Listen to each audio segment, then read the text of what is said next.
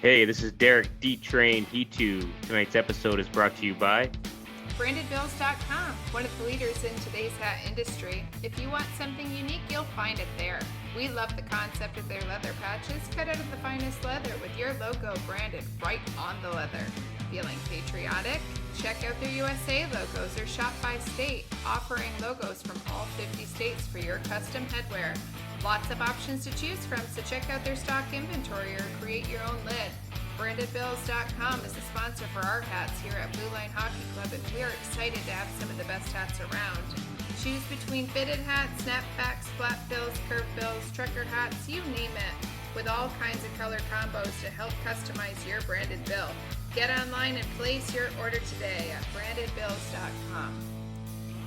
KingTutGraphics.com. Are you looking for a better way to promote your business? Have you ever thought about a new sign, window film, clear coat, or even wrapping your vehicle? Think about it. All the time you spend in your car driving around Raleigh, North Carolina, a vehicle wrap can be working right alongside you. A clear branding strategy can make the difference between your next call or not. If you're in Raleigh, North Carolina, check them out at KingTutGraphics.com. Your satisfaction with their products and service is guaranteed. So go online to KingTutGraphics.com and check them out. Get a free quote and get started with KingTutGraphics.com.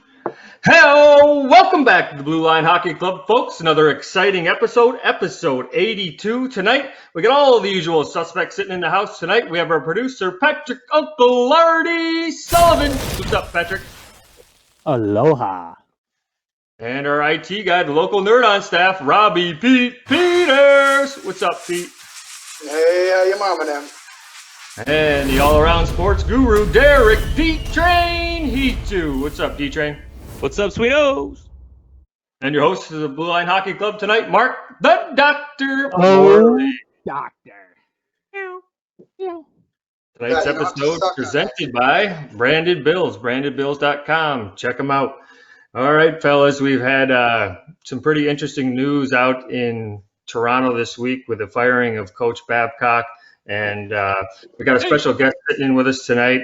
We have the administrator of the Maple Leafs fan page, somebody that knows a lot about what's going on with the Leafs Nation. And we have Danny Frank. What's up, Danny? Gentlemen, how are you? Welcome to the show. Franker, good to see you. Thanks for having me. Yes. Very big news up north of the border there in Toronto.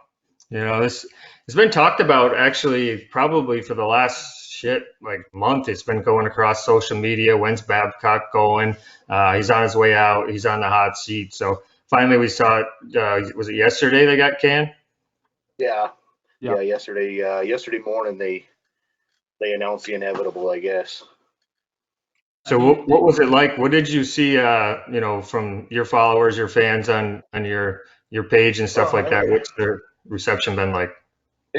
Quite honest, I mean, this has been going on since, I think in April when the Leafs got ousted in the first round again. Even then, Toronto's a tough fan base to begin with, but they were calling for his head then, and even Dubas came out after the playoffs in his press conference, and he wouldn't confirm that that Babcock was going to be back, and it took a good 2 to 3 weeks before he finally come out and said, well, yeah, we're going to bring him back. And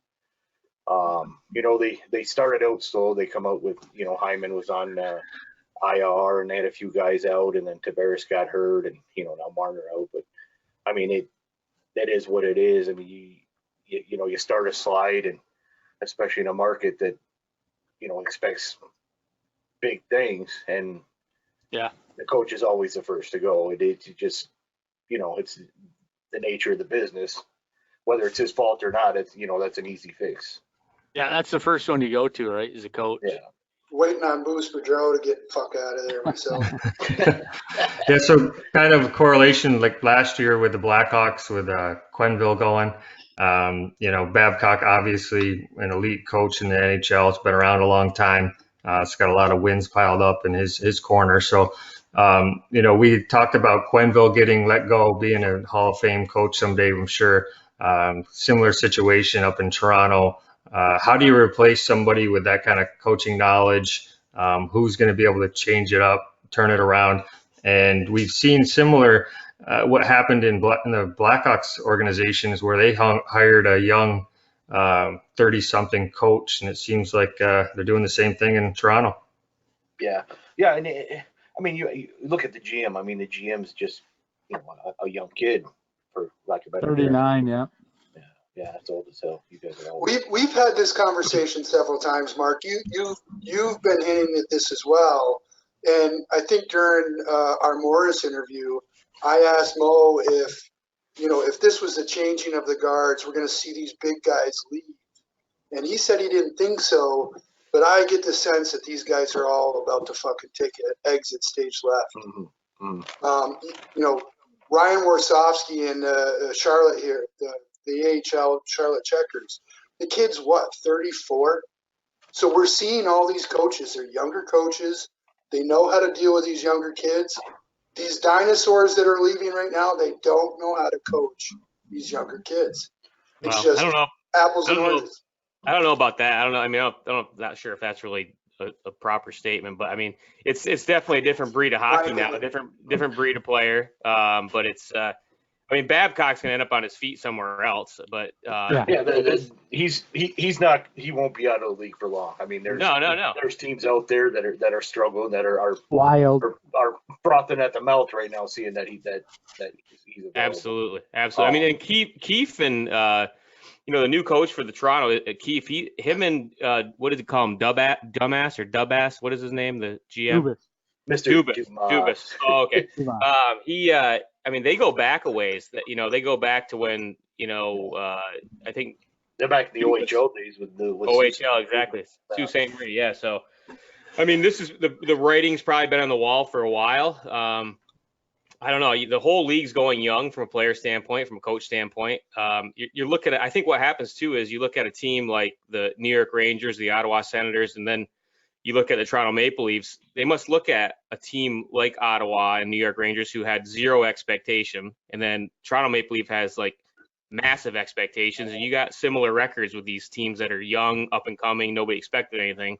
So I think that as a GM, you start looking at those other teams and you're like, what the fuck? I mean, we got an all-star roster here and we're not producing. We have the same record as the Rangers and the Senators, basically. And I don't know, you decide to make a move, I guess. So, well, and I think, I mean, if you watch the last couple of weeks, I mean, to me, it was pretty obvious. I mean, the players just weren't playing. I mean, they're out there doing the motions, and it's, I mean, like I personally, I was a big Babcock apologist.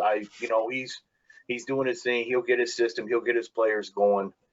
But I would say the last 3 or 4 games for sure. I mean, to me, I could just tell that the players weren't buying into it anymore. And something had to change. And again, that's, what's the easiest person? Right or wrong, Danny, you're right. Right or wrong, the coach is going to be the one to go. Yeah. Well, And like you hit on earlier, Robbie, I mean, these players today, I mean, to me, a lot of these players need to be coddled, and Babcock's not a coddling. He's not a coddler. No. And that goes. Suck it up. You're making big money. 11. Get out there, get in the corner, do your thing. So That NHL, that doesn't always work. Yeah, that goes back to what he too said. I mean, the Rangers hired, Quenner from New York Rangers. It's just a different style of hockey since when us 5 knuckleheads played hockey. First of all, it's much faster, right? So there's more to that. There's more to the overtime. Well, my kids' 5-year-olds are a lot faster than I ever was. But yeah, that's true. Anyone. It's a different game altogether. It's a different game altogether. Yeah. And then you got to think about, just the kids. Like they're coddled now. They're not, they don't get trash cans kicked at them. They don't get a water bottle thrown at them. They don't get grabbed around the neck. That happened when we. No pucks on an entire fucking practice that time. happened. You think these kids could handle that? I don't think they could handle that. No, and that's just it. I mean, they're. I mean, they're so used to even. I mean, and of course, well, yeah, I guess they are quite a bit younger than us now. Damn. But I mean, it's just. I hate to sound like that. I hate to sound like that geezer, but it's a generational thing. I mean, used to being coddled. They're used to having things their way, and when shit gets tough, they'd rather check out than push themselves. It's the Mommy and dad NHL is, to me, in my view, is open hockey now. Yeah, there's checking in hockey still, but not to the level when we played. I mean, if you touch that puck, someone was coming to fucking hit Well, you. Even in practice. There's 5 Like guys you on that said- ice. 1, 2, 3, 4. All 5 of them were trained in on you and coming to say hi. Like you said, I mean, it's the typical, once you're done playing organized hockey and you get those men's league heroes that, were never that great at hockey, but you put them in a men's league where they can skate around and do their fairy twirls knowing they're not going to get hit. And, they become the friggin' stars on the ice. 100% true, yeah. Oh. Yeah, but Shanahan and Dubas, they're trying to build a team built strictly on speed, youth, and Babcock is, I mean, not that he can't coach a speed and youthful team, but he's more of I think he's more of like having a few grinders on the Right. ice, you know what I mean, having people mixed in like that, and the philosophies I don't think meshed, so Toronto is no longer the right place for him. I don't think so. No, and Obviously. Babcock very much wants the players to work on the shit that they're not good at. So Yeah. listen, I'm going to push you to do what you're not comfortable with, Yeah. which doesn't work. I mean, Keefe, to me, just watching him with the Marlies in the AHL, his game is geared towards the players' strengths rather than their weaknesses. Where Babcock would push you to get better in a certain area you're not so great at, Keefe would rather exploit your strengths and say, listen, this is what you're good at. Go do this. Do the shit out of it. Yeah. So, I mean, we'll see. I mean, they're a young, fast, quick team. So that Dubas or whatever, I don't know if you guys knew this. He's like the Powerball, the guy of the Powerball movie of baseball. Mm-hmm. Moneyball. Moneyball, there it is. He's all into analytics, stats. Yeah. So that's why they kind of hired him. He actually wrote an article for the 2015 MIT Sloan Sports Analytics Conference, and so I got to read this. This is what he wrote. So to me, it's pretty interesting how I find it analytics interesting too. But has limited the impact of cognitive bias on personal decisions. So let's say we're at a round table, us 5 guys, and we're all the big head honchos of the Toronto Maple Leafs. And, Derek and I are arguing about this one player. He steps in and says, A does this and that, B does this and that. So, Derek, you're right. According to analytics and The stats. data. So according to the data. So that's what he's introducing into hockey, which is pretty interesting, I thought. And you know what? Analytics get you so far, but to me, I mean, you still need that grinder and that sandpaper to get you to the next it's level. only supplemental. You're not going to win a cup on analytics alone. I mean, you're just not. Yep. No. That's true. Yeah, so one of the things that I see going against Babcock and his position with the Leafs is the Leafs are the Yankees of the NHL, right? Probably the biggest market in the NHL. They've got 4 players making $40 million, close to some teams' full roster. Expected to win. The fans expect him to win.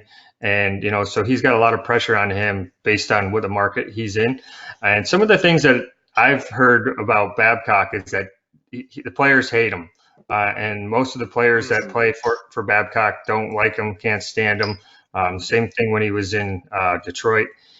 There was just a lot of people, a lot of big time players on those teams that couldn't stand the coach, right? So you got a coach telling somebody that's making $10 million, that you're doing this wrong or doing that wrong, or, he, like you said, he didn't baby him. And I had a conversation a couple months, probably 3 months ago with John Shaver about Babcock, and he had some insider information from some NHL guys that he knows. And basically he was telling me this, that nobody in the organization liked him. They couldn't stand him. The players didn't want to play for him.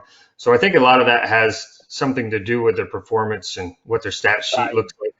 You know, so if you're going out and playing for a coach you want to play for, or playing for somebody you can't stand. So, you know, I think that's probably one of the reasons if the organization, you know, saw this happening, Austin Matthews or Tavares or somebody like that was bitching about the coach or, Well, you know, blood. I mean, you look back early season, preseason last year. I mean, there were stories. I mean, all over, you know, all over the Toronto media about how Babcock was going down to Arizona and talking to Matthews, and of course they want to paint it as a pretty picture. Oh, there's no issues here. There's no issues here. But obviously there wouldn't be multiple stories there unless there were issues somewhere. And I think you hit the nail on the head of Babcock just doesn't, you know, he doesn't mesh with the young players.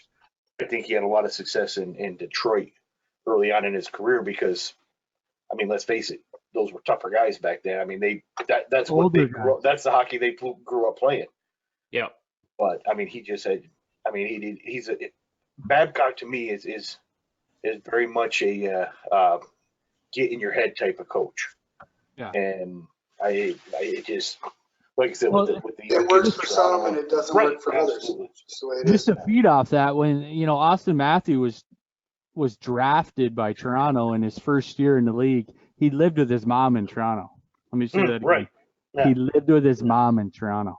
Yeah. Who the fuck? I've been living Listen, on my own I since would I have was lived with 16. mom in Toronto. Let's be honest. Well, yeah, you would. You'd be sleeping with her. breathe that one in deep, huh? Living He's with not mommy bad. in the No. NHL. In But, the NHL, you're making millions, yeah. Yeah, Or- you need to live by yourself. I mean, come on. But that's the style. That's the culture. I mean, that's that's the culture now. that's today's. I mean, and not just in the NHL. I mean, not to get off topic, but that's today's kids. I mean, it is what it is. Yeah. I So, kind of relate this to real quick, Mark.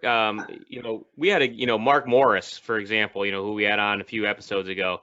You know, he's kind of an old school coach too, you know, and I kind of like when I thought about Babcock, I kind of thought about our interview with Morris and, you know, the coach, like a coach in our days and stuff. And what I think makes a great coach and what I think actually brings the best out of kids is somebody that will take somebody out of their comfort zone though. You know what I mean? Like that. You don't want to be in your comfort zone because when you're in your comfort zone, you're not going to grow. So That's fair, Derek. That's fair. But when you're making $10 million, sometimes you don't want to hear that kind of shit. yeah, but I mean, But on Chu's point, I think even you're making $10 million. Yeah. It's time to suck it up. Listen, buck up. Yeah, I mean, Right. Well, right. We that don't make $10 million are like, well, shut the fuck up. You're making $10 million. You fucking. Yeah. But the guys but- making $10 million are like, you know what? I'm gonna take a piss on you, and let's see how that works. yeah, but I guess it's a mindset. I mean, because I mean, you can make $10 million, right? But I mean, what's important to you, making the $10 million or having like a legacy for yourself, winning? You know, bringing home a Stanley Cup. I mean, Money makes I don't people know. funny, man. yeah, I'm sure it does. changes But things. It changes things. all I was saying though is that like I kind of related it to a recent interview with Morris and how like, you know, his style of coaching is kind of, and what our style of coaching that we had growing up is kind of, you know, it's kind of going to the wayward side. So we'll see what happens going forward. Who knows? Everything tends to boomerang these days. So we'll see what happens. like I mean, we saw it at our level. You know, shortly after we graduated. I mean, even at the high school level. I mean, it's just it's a whole. I almost think that was the last year of our era. It fucking changed, like Yeah. right after that. Yeah. Yeah, I got another story, another Babcock story that I was at the USA Level 4, and I was hanging out with Gavin Regan, and he was telling a story about how I think he was over in, I don't know if it was London or Ireland or something like that, and he was sitting in a bar with Chris Chelios, and I guess they were sitting at the bar, and Bono walked in, so it was Chris Chelios, Bono, and Gavin Regan, the director of USA Hockey. And You too, Bono? they ended up calling, Chelios called Steve Matthews on the phone and basically was telling him how, you know, how he hated Babcock and how he hated playing for Babcock, and you're going to just have to suck it up and play and don't, you know, feed into his bullshit. And like, you know, basically this was probably a year and a half ago that I was being told this story that Chris Chelios was trying to, you know, coached Austin Matthews when he was first getting in the league about being coached by Babcock. So I don't really know why there's so much negative about this guy, but just seems some of the stories that I've heard, whether they're true or not, have not been on the positive side from a player standpoint. So it's got to have something to do with it, because eventually those players are the ones that need to perform, and the front office is going to see it.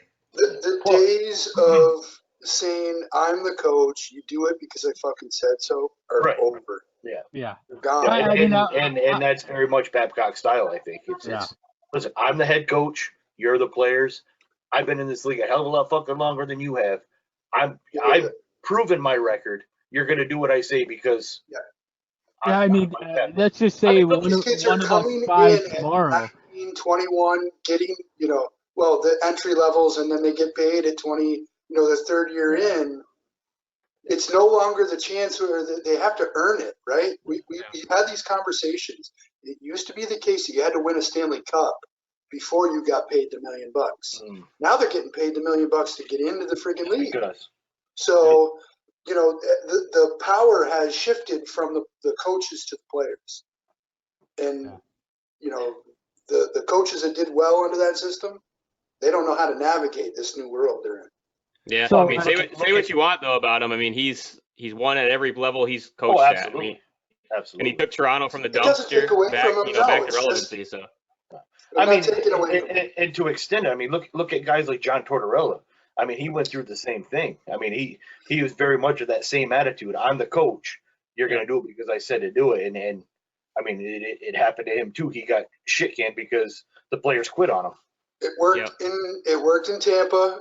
It didn't work in New York, and then what the hell is going on in Columbus? Well, they left. People didn't stick around.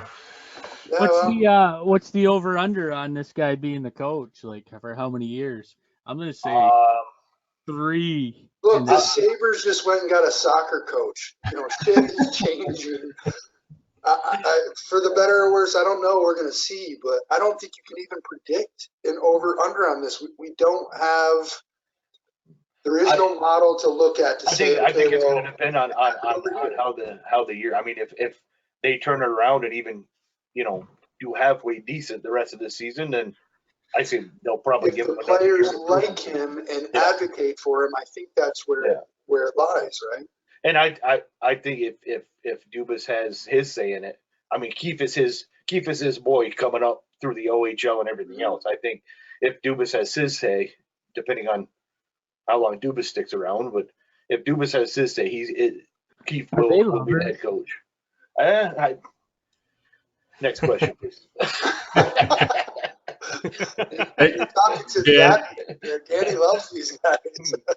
Danny, just to talk a little bit about the Leafs while we've got you on. Obviously, this team inside and out, and you watch like pretty much every game they have. So, a lot of the speculation of the Leafs has been that their defense isn't there to win a cup, and their forwards are nasty, but they're somewhat prima donnas, getting paid big dollars, not playing those defensive roles as much as they should. So how do you see that impacting the Leafs going forward? Do you think the new coach is going to be able to get these forwards to focus on playing a little bit more D? And how do you think the top 6 on the defensive end are going to play? To me, I think they have to get at least one more strong top 4, top 6, even top 4 defensemen. I mean, they have a couple big, guys. tough fucking guy too. They do. They may shock the shit out of me and win something, but with their current setup, I mean, I just don't. I mean, they're not tough enough. I mean, you look at every game, I screaming at my television. I mean, of course, coming from Ralphie. High off the glass! High off the glass! I mean, how many times can you cough the fucking puck up in your own end and get scored on before you realize? Ice the fucking puck if you need to, but watching the Maple Leafs, there was one thing that struck me, and look, I absolutely love Austin Matthews. I think Mitch Marner is amazing.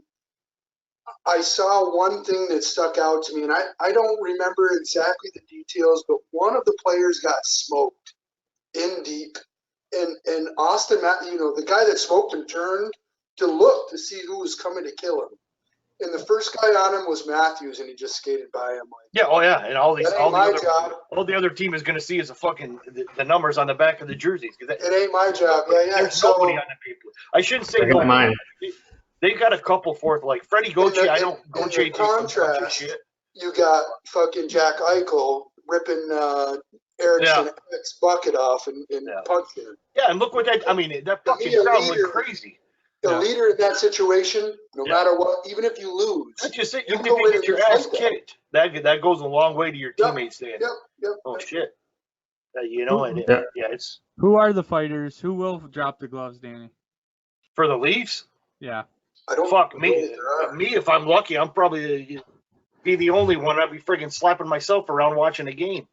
I mean, there's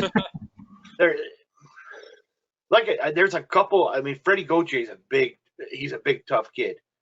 But I mean, he's a gentle giant. He throws his body when he throws his body around. I mean, he's knocking guys all over the ice.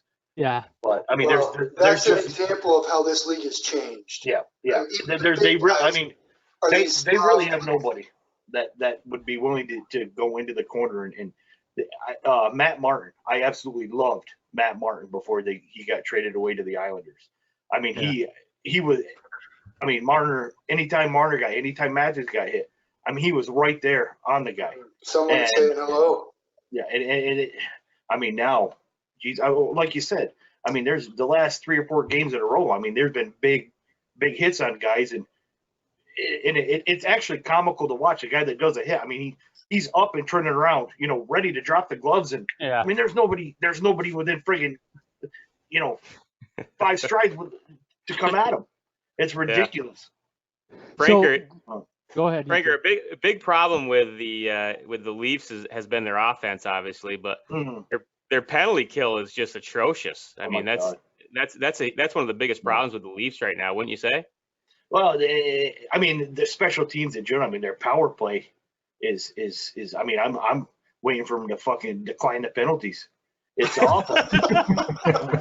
Jesus Christ! I mean, I don't know the stats right off the top of my head, but they gotta be. I mean, in the bottom 5 teams of shorthanded chances against them. It's awful. I mean, I mean, they started off, I would say, I mean, their power play was pretty solid to start the season. At a minimum, they started off hot, right? Yeah, and then penalty kill, power play. I mean, right now, I mean, Marner is by far their best penalty killer. I mean, the kid's all over the ice on the penalty kill. And they asked Matthews again. I'm one of his biggest advocates, and he doesn't want to be on the ice for that. He wants to be on for offense only. It's like, what the fuck, dude? And that's one of my other biggest bitches with Babcock is I mean, clearly I'm no NHL head coach, but I mean, you get these situations where you're down 1 or 2 I don't know, man. These kids I should be. I do agree with that. I mean, I got my applications and everywhere, but maybe we should be. But I mean, you take at least third period, you're down by 1 or 2 goals with 5 minutes left in the game, and you got your fucking 4th line players out there. I mean, I get players need a rest, but I mean, you're down by a goal with 5 minutes left in the game, and you don't have your top 2, your studs on the ice. It makes no sense to me. Those are basics right there. I mean, that's like putting me on a fucking top line in the state championship. It's just not gonna happen. It ain't gonna fucking happen. It's not gonna happen. Franker, going forward, so they have a new head coach. The GM's still there. What are they going to do? I mean, next year, they're going to have to, can they trade anyone away to pick up some defensemen? I mean, because honestly, I don't see anything because, they're pretty low in the standings now. And then, when they get into playoffs, I mean, playoffs? You're talking playoffs? Playoffs? What? You played to win. That is coming into this clip. It will be on this episode. When they get into playoffs, I mean, they rush the puck down, and then if it gets turned over, they're fucked, right? Because they go down 3-on, 2-on-1, and they usually get scored on. So you know, you own the team, Frankie. Let's say you got a new head coach, young GM who thinks he's Powerball or Moneyball, or the fuck it is, Mega Millions. Speaking of the What do you do? Did you listen What do to you his do? press conference? With Who? him and Dubas and Shanahan press conference? I did. saw a little bit of that today. Holy fuck. Some They of the were words he holding was saying hands were under the fucking table. foreign to me. I mean, he was talking about him and Babcock weren't simpatico. Even fucking Shanahan rolled his eyes like, what the fuck does that mean? I felt like Shanahan looked uncomfortable during that. Yeah, like he was, did. like, He looked very almost looked like uncomfortable. he was like, Yeah. you know, there was this young kid next to him that looks like he should be punching numbers in front of a computer, like at an accountant's Yeah. office. I'm pretty sure he wanted to turn to him and say, dude, shut Yeah. the fuck up. Yeah, But, it looked uncomfortable. I watched that. I was actually going to comment. I had never seen the GM of the Maple Leafs before, and I saw it and today. I mean, don't get me wrong. Dubas, he is an extremely smart kid. He really is. I believe that. Yeah, I mean, But again, like I said earlier, I mean, analytics are only going to get you so far. I Yeah, mean, I would- and then to take a big shit on a guy who's won Stanley Cups, you know, he's a well-respected coach. I mean, come on. well, I was just like, I saw a clip of when he was like saying that he addressed the team, Franker, and he was like, you know, he was talking about like, you know, I told him that, you know, you got to be uncomfortable. It's going to be uncomfortable for a while.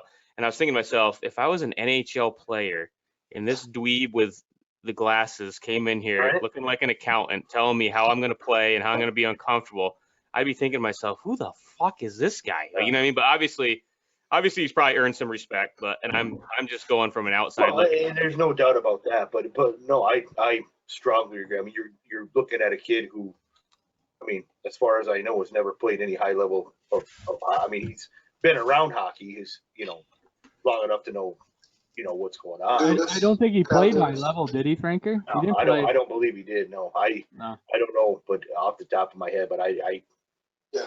Look, looking at him, I'd have to say no, but I don't know. But I mean, they put a clip out.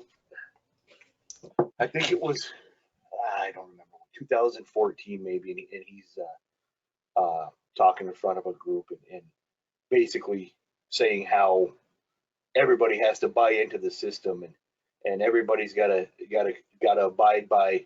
Basically, from what I took from it was what he says goes, and a differing of opinion isn't acceptable. Which, I mean, from an organizational standpoint, is a pretty scary thought. Yeah, I mean, how many guys are on a team? Good luck trying to keep one mindset with 20 guys. But again, I mean, they've got the building blocks to be a great team. Yeah. On paper, it's just they're a great, matter right? of and I really am. I'm excited the direction it's going. Yeah. And I think the big thing, and again with such a passionate fan base in Toronto, is you bring in all these young studs. You know, I mean, on paper you're bound for the Stanley Cup on paper. And then you bring in a guy like Mike Babcock, who is a proven coach. I mean, Leafs Nation is looking at that saying, "Holy shit, fellas, we're winning the cup for the next 20 years." Yeah. And then you know, and you go into a funk and a slide like they're in, and voices get loud, and something's got to change. Yeah, from an owner's standpoint, you know, you paid Tavares, you paid, you know, Marner, you paid Matthews, you paid Nylander. I mean, how many people can you pay and not win? I mean, you're paying big bucks. That's the biggest. That was, to me, in my own personal opinion, that Nylander deal was a terrible. I mean, the kid held out for how long? And then, To me, the money part of this is an understatement, right? These guys are coming in getting paid, which means, you know, some of them were like, well, fuck. You know, imagine us. Like, if I got paid at 18 years old, I'd have been dead. oh fuck yeah. I'd just been partied it out. I'd been gone. I Yeah. didn't have to work for anything. These guys don't have to work for anything anymore. They're getting paid before they win the cup. Especially, and like you said, if you don't respect your coach, what are you? I mean, you're looking back and say, well, I can tell the coach to go fuck himself, and I'm still gonna Right. have a pocket My full of money. paychecks are still running in. And 13 of the former Toronto Maple Leafs that played for Kiefer, right, and down in the Marlies. So, and then all the Marlies guys, they talked to them. I know they had Bracco on the website. Bracco played at the development program. He went to BC for like 2 weeks and then quit. But all those guys respected Kiefer. He must have his fucking masters. Yeah, right. They all respected him. They know his kind of what he expects, what he's going to implement. So, I mean, I think you're right, Franker. Being a Wild fan and being at the bottom of the league right now, I mean, we're kind of in a dark spot. And, if we get a new It's not a dark coach, spot. They're waiting to make a decision. I mean, you have the assistant captain calling out the coach, calling out somebody from top to bottom. That decision should have been made, and nobody made it. yeah. So How long is it? Do you getting know a how new long Dubas has been GM, Pat, by any chance? How long he's been there? Or I'm going to say anybody know? a couple years, maybe 3 to 4. He's not who hired Babcock, is what I'm trying to get at. Correct? I don't believe. No, I want. want to say Babcock actually helped Kyle get the job just because they had a connection at the Sault Ste. Marie in the OHL. Yeah. I don't think what I was getting at is I don't think that Dubas. I don't think he was.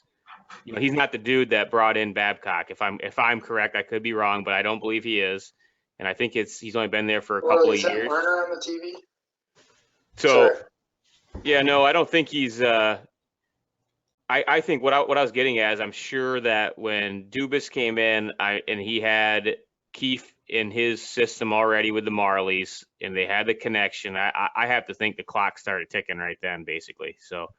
Yeah. So Brendan Shanahan, so I misspoke, has contacts with the Sault Ste. Marie Greyhounds of the Ontario Hockey League.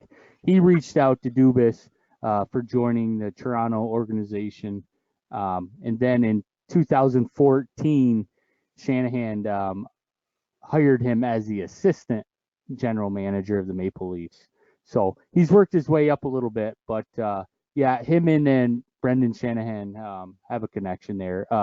Dubas's father actually was the GM of the Greyhounds in the OHL, so he's got a family history of playing. He played hockey, not high level like Danny and I said, but he's got parents, family members that been in high levels in the OHL, AHL, and not the NHL. Yeah, I got friends.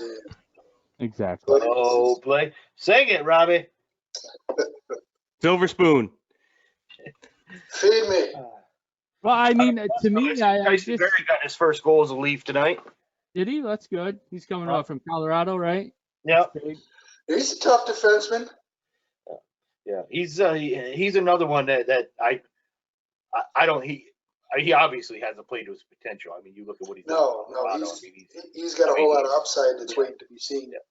Yeah. They got a And- prospect in the works too, Greenway or something. I think that's his last name. That's the missing piece right there. Green JD, money. But I can't wait for it. 6'7" defenseman. Ooh. I would be ecstatic to get him Oh, up me too. there.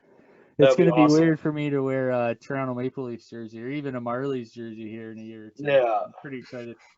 The doctor here grew up a big fan of the Leafs. Yep. I always was a Leafs fan. It And, takes a special kind of person to be as smart as us Leafs.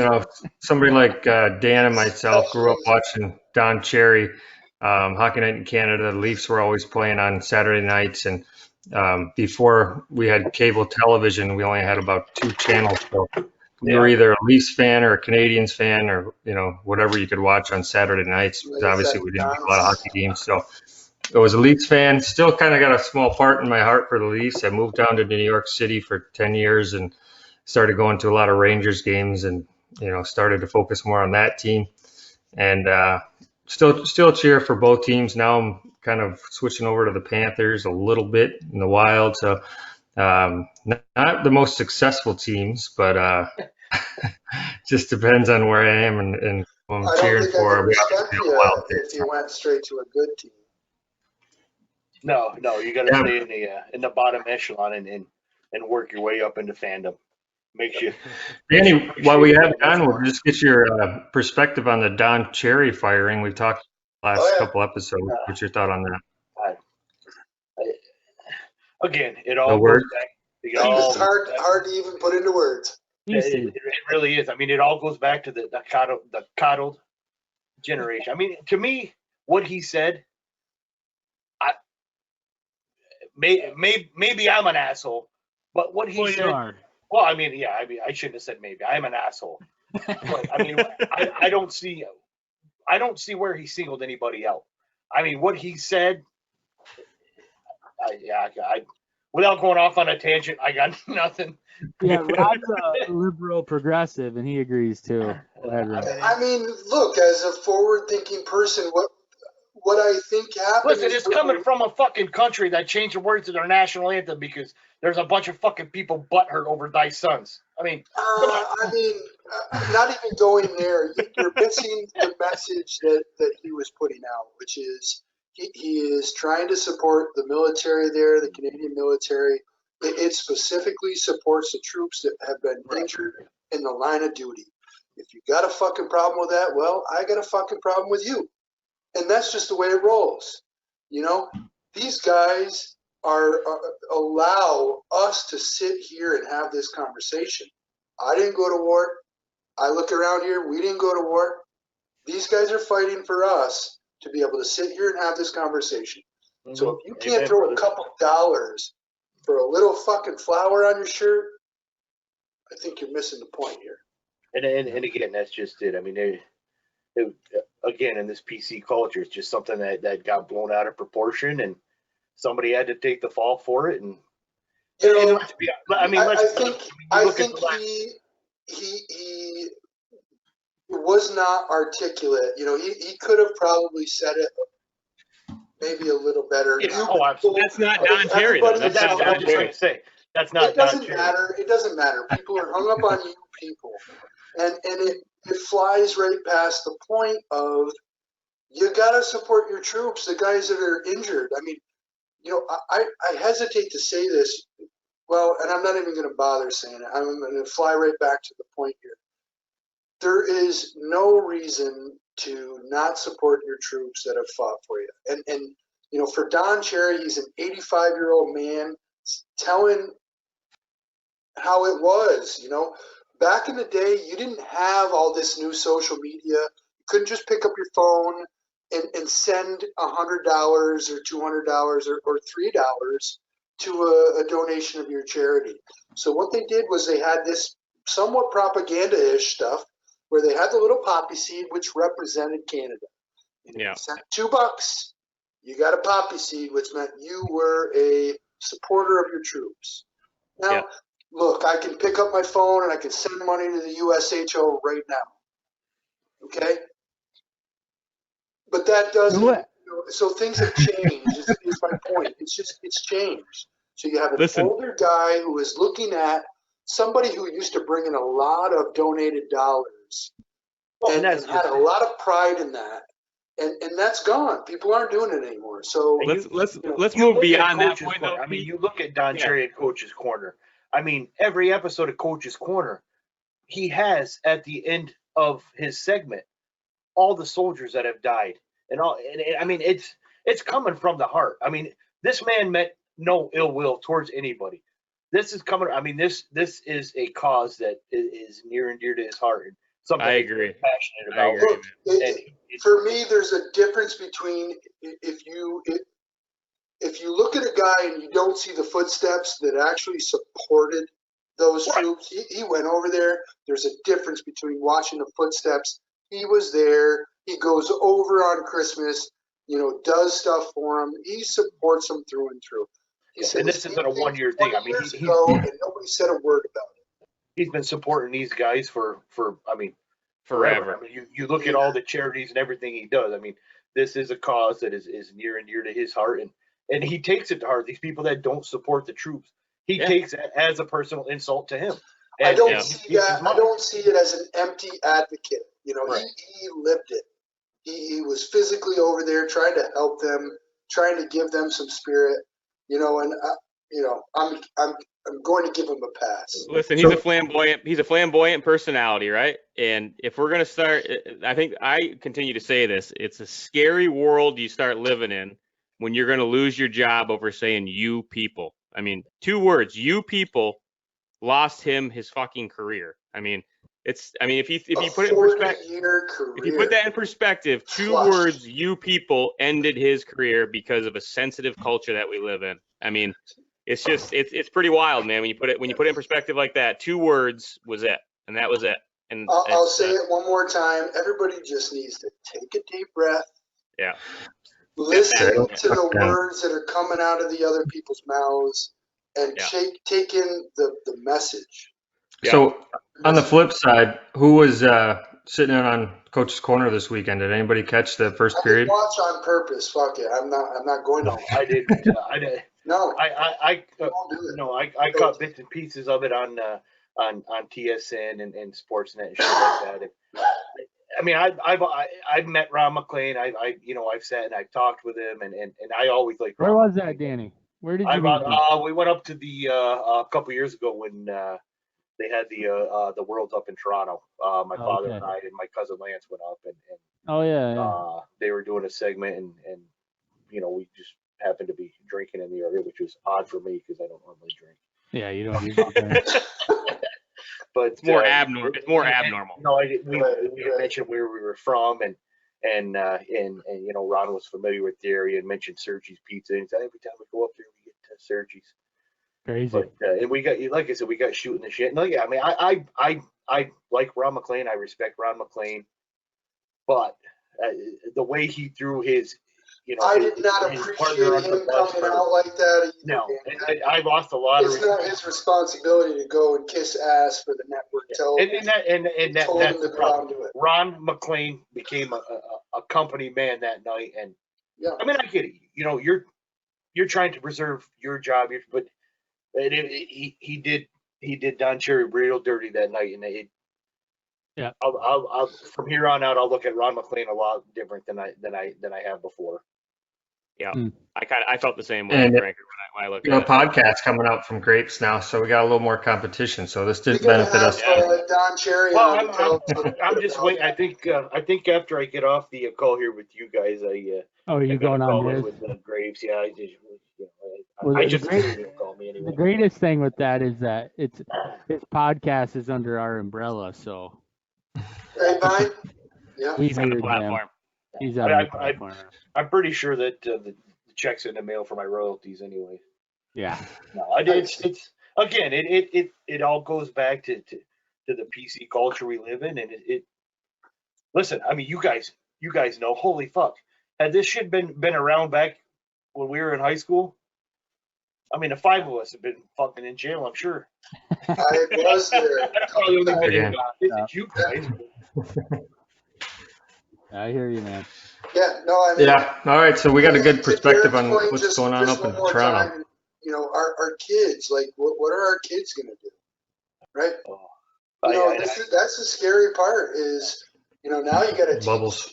Owen to, make sure you don't look at anybody in the eye too long. Don't, say hi too happily or, whatever the fucking. No, it's. Happily. It is. It's. Don't smile when you look in the eye. Don't wink. Definitely don't have a beer or two, and Yeah. Grab his ass. Well, the problem is, you don't want to hit on anybody these days if you had too much to drink, because who knows? Well, that's what I mean. Is like, how are you going to know what's right and wrong anymore? There's no fucking. I don't know. These kids are in for it, man. They're in for it. Speaking of right or wrong, the NHL standings seem to be going that way this year. We talk about it every week. It just seems like some of these teams that are at the top are just hanging on, and the teams that we thought were going to be up there are down near the bottom. So it seems to be going that way. A couple of games going tonight. The Leafs are up right now 1-0, and Buffalo's playing tonight. I got to watch Buffalo a little this week. Buffalo looked pretty good. To the Bruins tonight, 3-2. Did they end up losing? I was lucky enough. I was in Buffalo last week there for training for work, and was able to catch the Sabres game against the Hurricanes. And turned out to be a hell of a game.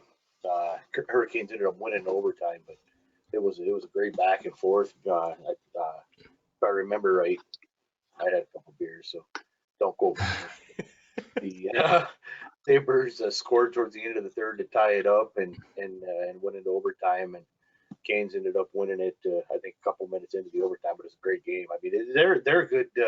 I mean, the Sabres have a good young core too. Yeah, They went flat They were a right lot of fun to now watch. themselves. So Yeah. the Sabres are doing pretty well. I mean, we talked about it. They just got their new coach, but it's just like last year. I think we said it before on the podcast. They started off strong, and then they kind of just hit their way into the fucking. They don't even come close to making playoffs. They're not even in the wild card talk. Hopefully that's not the case this year. I like the Sabres, being from up near Buffalo, and the roster they have, and just the atmosphere at Buffalo, both the Buffalo Bills and the Buffalo. they've got a Sabres. good roster right now, and Zach Bogosian's not even on the ice. I personally, I like his physical play. I love how he's not afraid to rip someone's bucket off. He's a big, strong I kid. can't wait to see him back in the lineup personally. Especially because he's from Messina.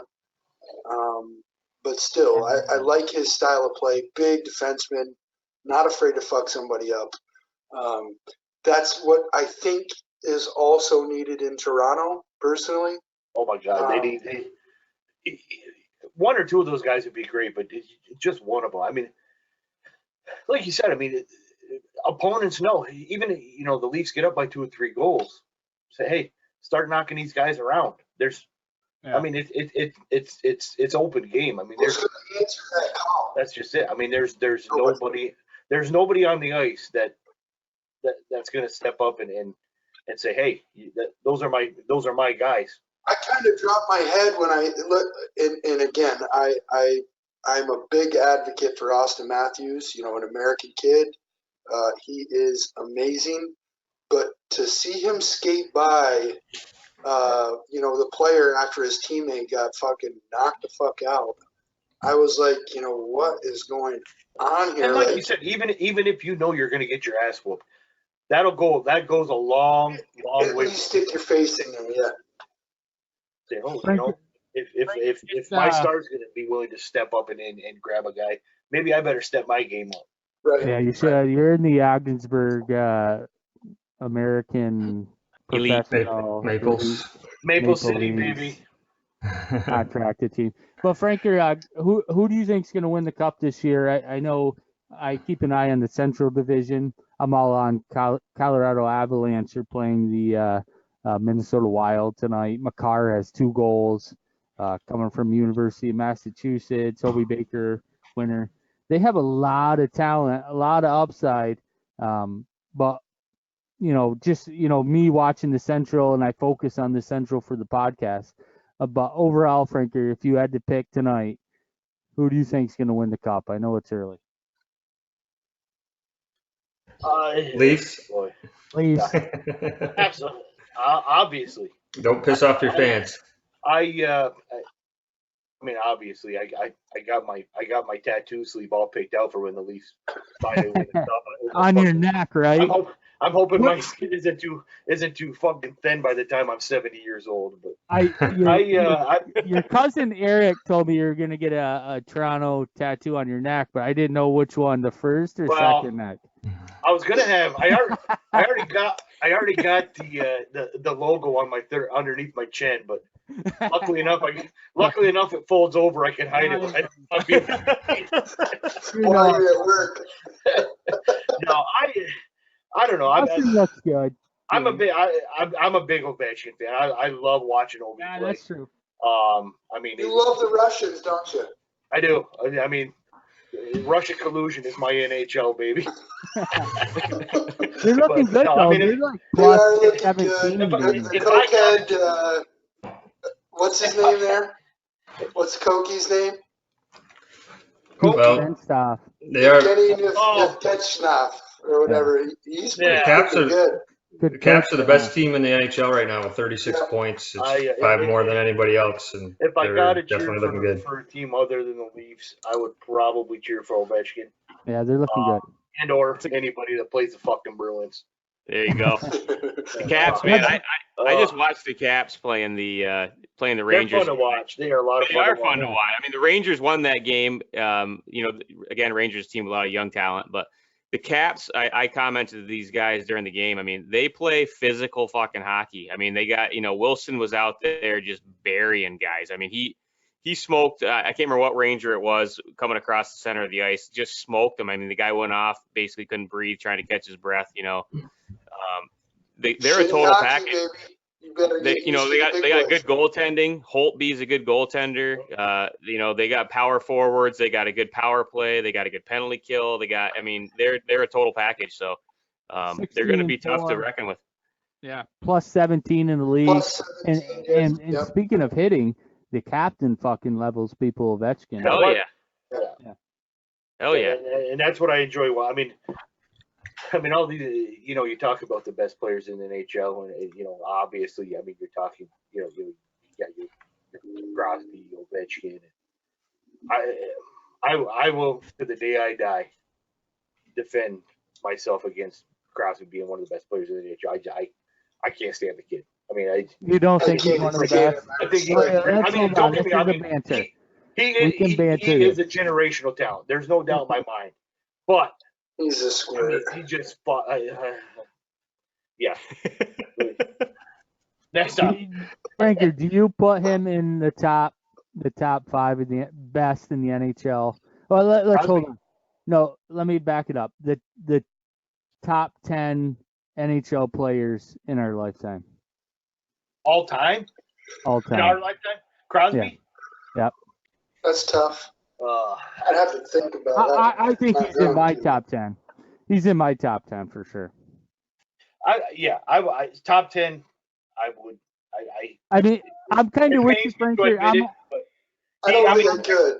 there's no doubt. I mean, there's no question. I mean, the kid is fucking phenomenal.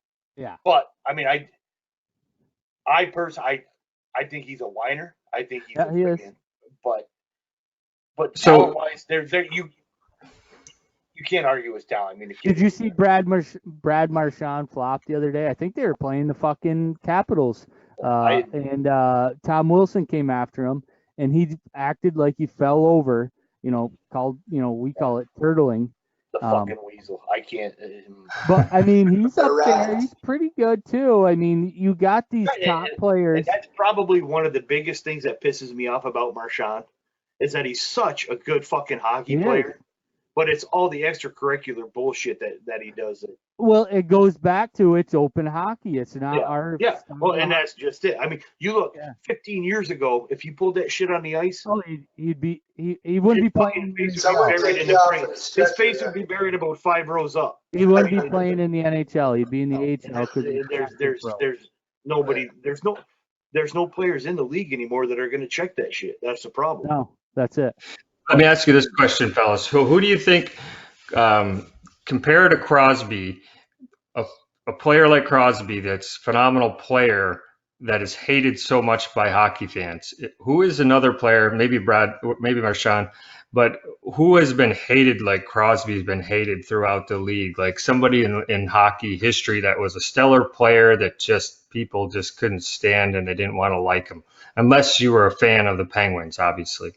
It just seems like he is such a hated player by so many people, where you don't see that where a high level player like that has so many people that don't like him. Like Ovi, you don't hear it about Ovi, you don't hear it about McDavid or Eichel or some of these other guys.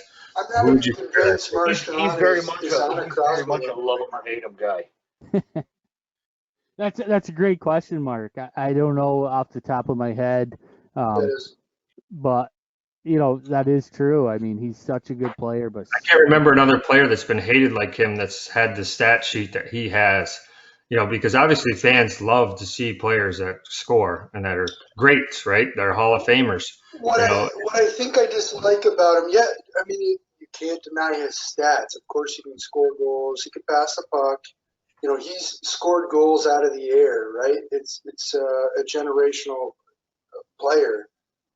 We're not used to seeing people, take a baseball bat and hit goals in the net. He can do that. Tip it up in the air to himself and hit it in the back of the net. And that's just it. He never seems to age. I mean, he's as good now as he was when he was a kid. But to me, it's I've seen like behind the scenes.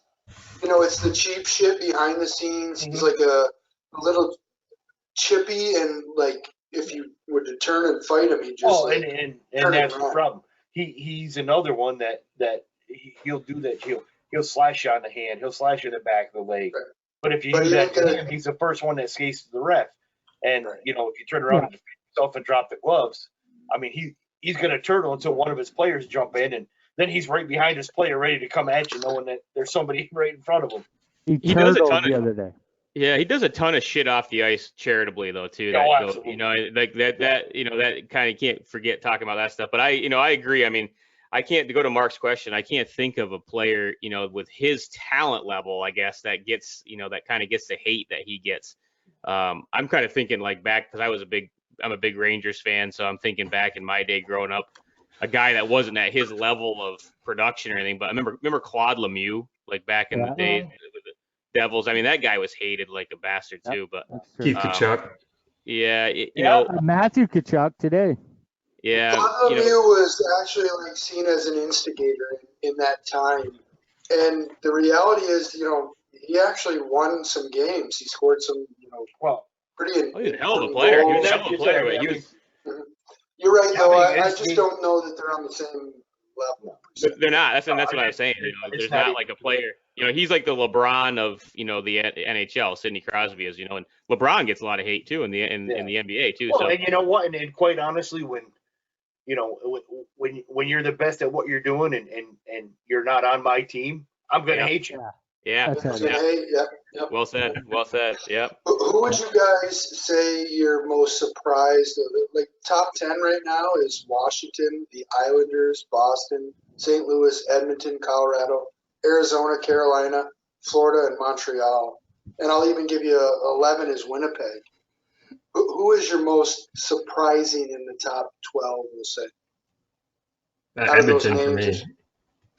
Edmonton, probably is right up there. Islanders, I mean, I know the Islanders had a pretty good last year, but I don't think anybody expected them to win. I think they've got 15 straight points or something like Barry that. Trotz is on his second season there, and he got into the playoffs his first year. The Islanders sucked, right? They got rid of Tavares. And look at all of the chaos going on there. Who? And, that was a big, it's a surprise to me. They're number 2 right now in the NHL, plus 17.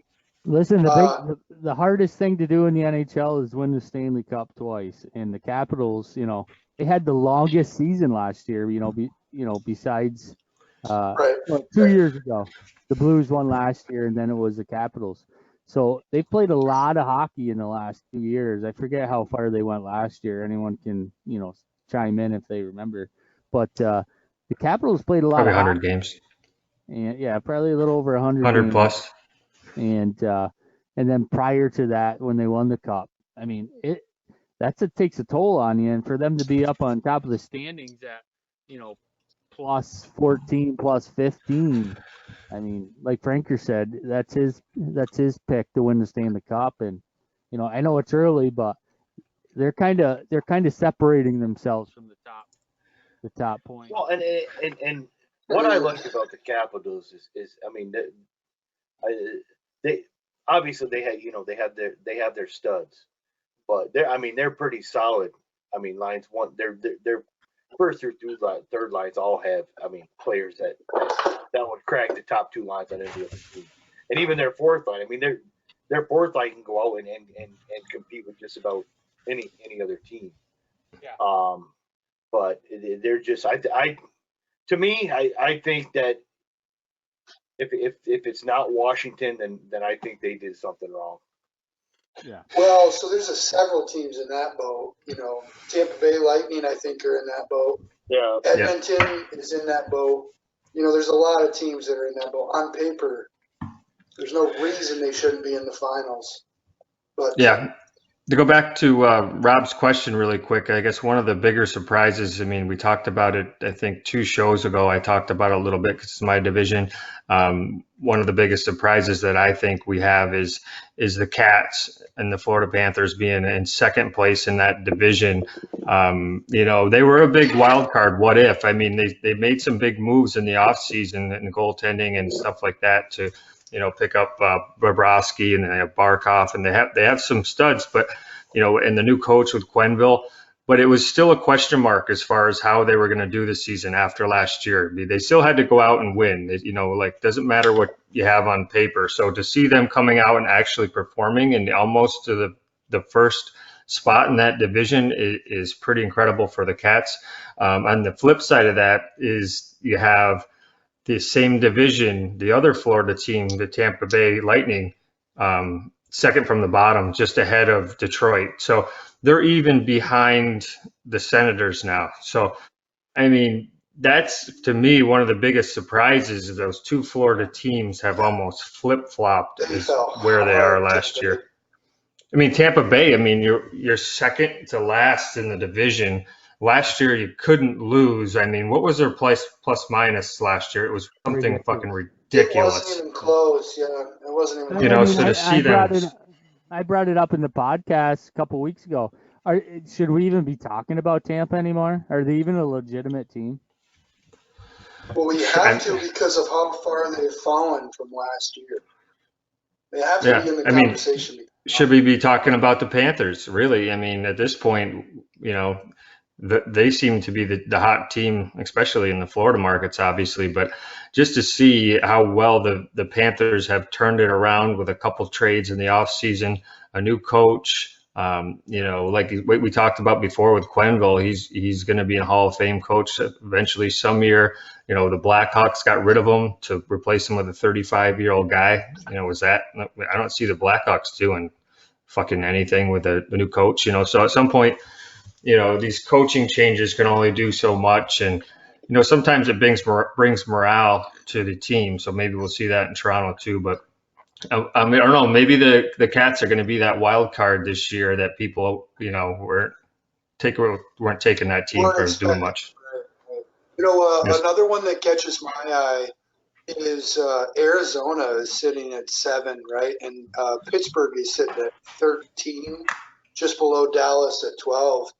You know, with the Kessel trade for Gilchenyuk, you know, we've been talking about this for a while. I believe that Arizona got the best of that. And so far, they've proven us right. Now, they started off slow, but they're 13-7. They're sitting at plus 15. Good squad. They're a good you know, squad. With a whole lot of upswing still to go. I mean, we're early. We're just hitting about the quarter mark in the season. Yeah. I got one of my favorite players plays for Arizona. That Connor Garland. He's a hell of a player, man. Yeah, you talked about him a lot. Yep. Yeah, he's a fun player to watch.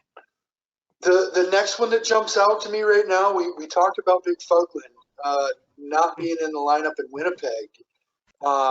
They're sitting at 11 right now without him. Yep. Yeah, and they're win games. I think they've won like 2 games in a row, 7-3 and 7-2-1 in their last 10. So yeah, they're on a 3-game win streak, but they're also -4 differential. So you know they've got some good things going for them. They're not exactly on fire, but you know they're winning games.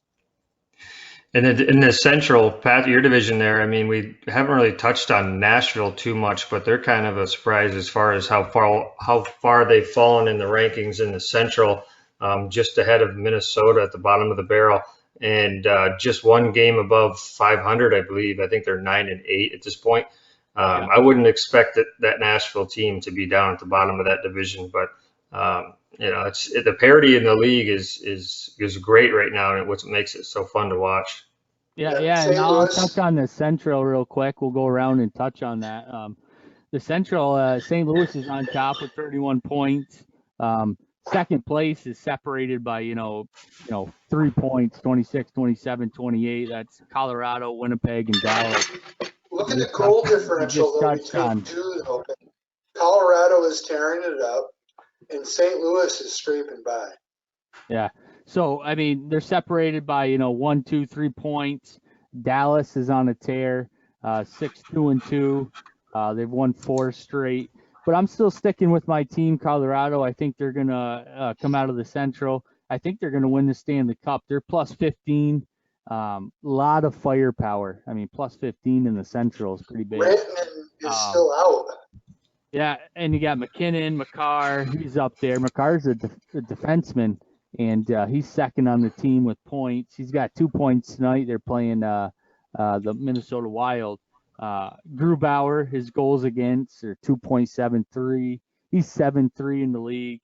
But again, he has to do limited duties because, I mean, they're plus 15. They got a lot of firepower. Defenseman's second leading scorer on the team. Out of the Central, Makar, coming University of Massachusetts. Set a franchise record this month, Patrick, for rookie defenseman, most points. Obi Baker winner, UMass, University of Massachusetts. Amherst. Baby. That's the Central breakdown. Yeah, Mark. I had never thought Nashville would be that low, but I think you're going to see in the Central, St. Louis, Colorado, Dallas, the top 3 coming out of there. Well, and, I mean, you're talking about the wild card, man. Crazy. I mean, you look at the standings right now. The Leafs are only 2 points out of a wild card spot right now, and they've been on a slide for the last 2 weeks, 3 weeks anyway. Right. So yeah. I mean, a turnaround really isn't. St. Louis won the Stanley Cup last year.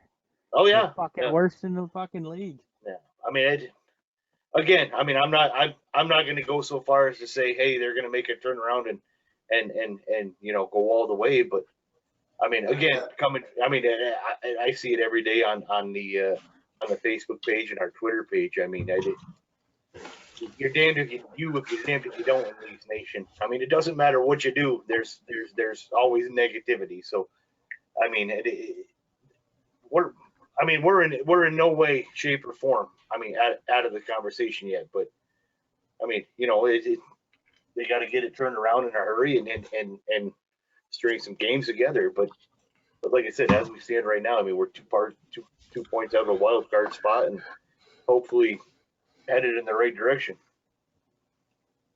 Absolutely. Yeah, I mean, I always touch on the Wild a little bit just because we follow them pretty close, and they are in last place in the Central. But I have seen a big shift and change in that team.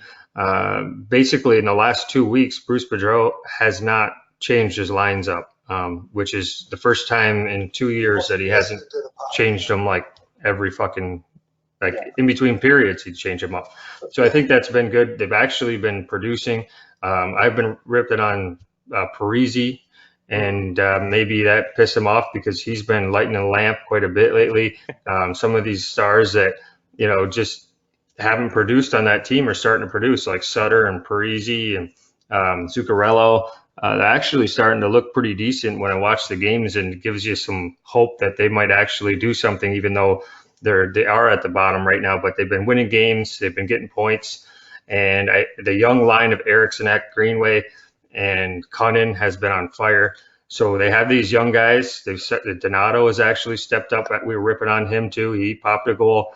So they are getting some production out of some of their young bucks as well as their veterans. And Stalock and Dubes have been decent in that. So, I mean, even though at the beginning of the year we thought they were going to, pretty much tank, I do see a pretty big turnaround with the structure of the lines, and also their power play has actually been playing okay. And they've changed up the power play. The power play used to be just they put out the first line, they put out the second line. Now they've actually got a power play unit that they're putting together. So I was just saying, Pat, how the Wild has actually looked decent the last week and a half. I don't think they're winning tonight, but big changes I've seen the last couple of weeks from them. Yeah, I mean, you're talking about a firing of Mike Babcock. I mean, does the Wild, are they interested in hiring him? And what you said, Mike, is, he hasn't been changing up the lines, which is kind of, huge. But the lines have been producing, like you said, the young line. Minnesota's up 3-2 on Colorado. I'm sorry to say that. Yeah. So the Wild can turn around, like I said earlier. St. Louis Blues are at the bottom of the fucking barrel. The Cinderella team. They won the Stanley Cup from the worst. Well, team and, in the and, league. and that's just it, fella. I mean, you got to remember, we're what, 24, 20 Quarter of the season, yeah. We're at the quarter peg, yeah. I mean, again, coming from my perspective, I mean, you're looking at these fucking, I mean, people on our Facebook page and our Twitter page. I mean, they're losing their fucking minds. I mean, it's the end of the world. The season's over. I mean, you might as well bring up the Marlies and let them finish out the season. I mean, you're 22 games into an 82 game season. There's a lot of hockey A left. lot of hockey, yeah. Yeah, for sure. Yeah, and something can click. I mean, this coach might bring some defensive style. Babcock might have been offensive style. I don't know, Danny, you can elaborate on that, but who knows? Maybe he will bring in, put his analytics to the test and clog up the neutral zone.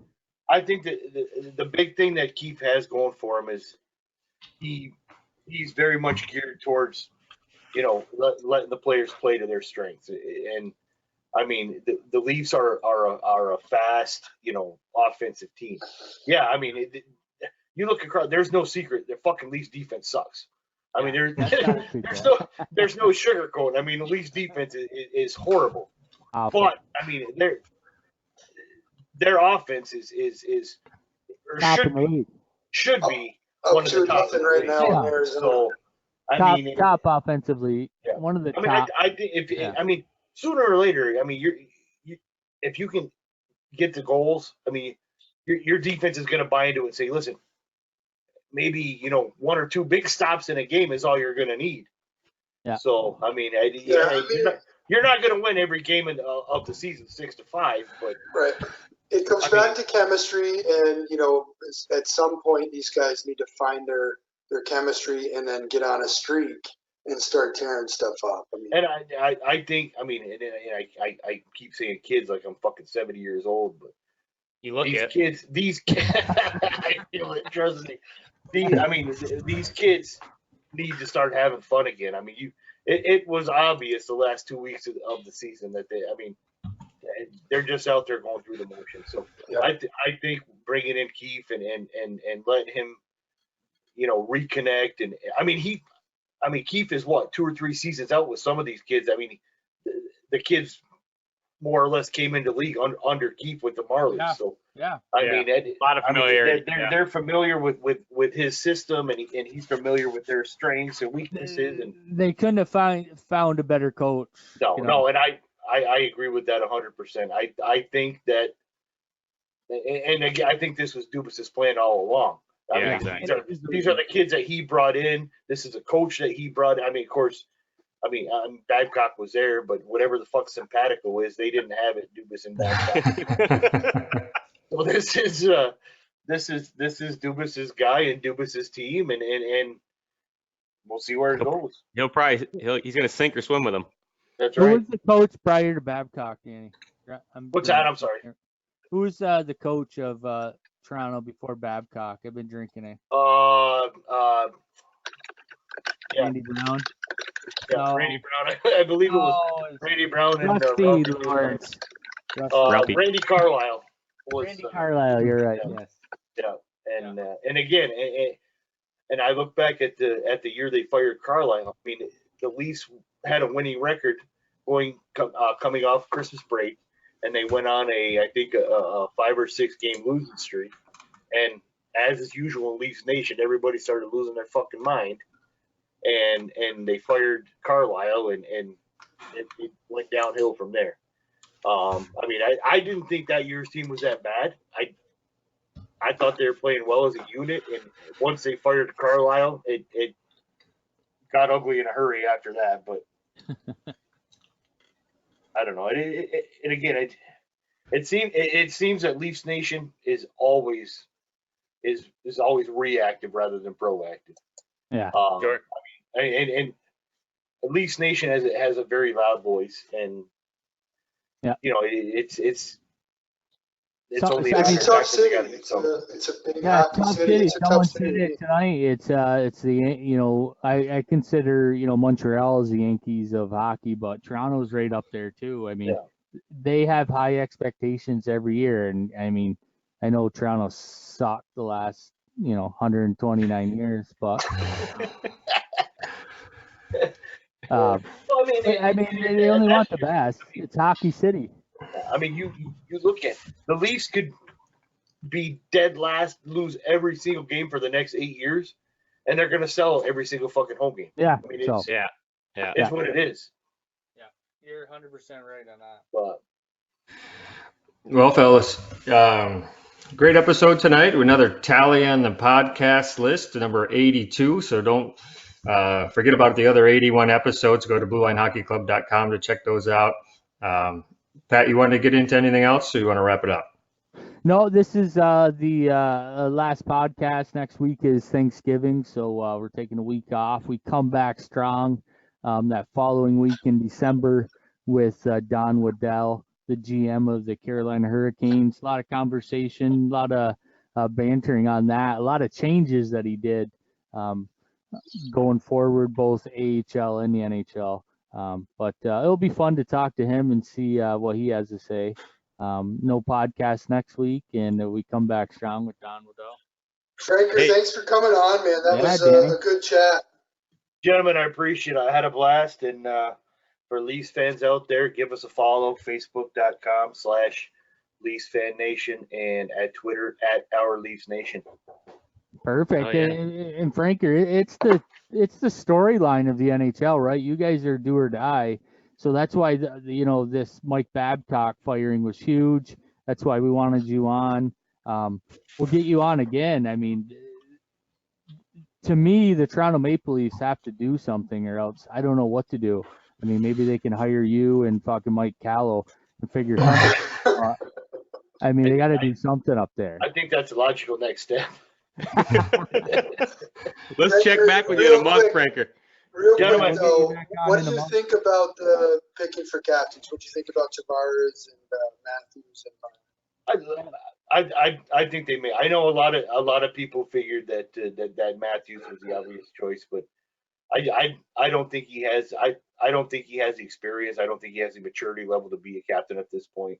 I mean, Tavares is, and I hate to use the term veteran because I mean he hasn't been in the league for that long, but I mean he's established himself. He has respect of the team, the coaches, the fan base, and Matthews will get there. But I think he's got a bit of growing to do. Yeah.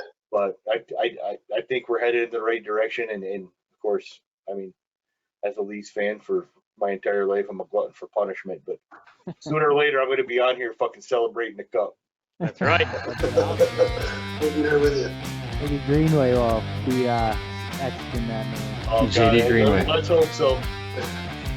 Hey, before we go, too, real quick, got to give a shout out to Brady Tkachuk, too, for the Ottawa Senators, who's had a couple of overtime game-winning goals back-to-back nights, I believe. He's got a hell of a lot of points. Hell of a lot of points over the last 10 games. I think he's got, about a point a game average. He's averaging right now over the last 10 games. So he was a fan. He was a fellow blue liner on here before. So congrats, Brady, and he's playing real well. So that's great to see. Yeah, if you want to check out Brady's interview with us, it was actually right before he went to the Sens. So a little perspective before he was an NHLer. If you want to check that out, an early epi. So like I said, they're putting a lot of pressure on Brady right now to score for him. He's got to be a leader for that team at 21 years old. So hopefully he has a great season up in Ottawa, and they obviously need it out of him. So, all right, fellas. He doesn't look too big, that's for sure. He looks like it's not too big at all for him. So Not at all. Yeah, him and his brother performing at young ages, and it's almost amazing to see these young kids actually being able to break out into the NHL these days. So check us out on our Facebook page, Twitter. We also have a YouTube channel, so if you want to see our ugly mugs, get on YouTube and you can Danny's see ugly this. face. Oh, if you want to check out Franker, you want to see what he looks like, get on there. He's got that Maple Leafs tattoo on his second chin. Just remember, camera adds 58 pounds. Purple lipstick. YouTube, Twitter, Facebook. We're all over social media, so check us out. Don't miss an episode. And until next time, folks, keep your stick on the ice. Thank you, gentlemen. And remember, Jeffrey Epstein didn't kill himself. Oh, doctor. There's no way you did. Keep your head up. Keep your head up. Deal. Freedom. Fun Audacity. stuff. Tag it. Thank you, gentlemen.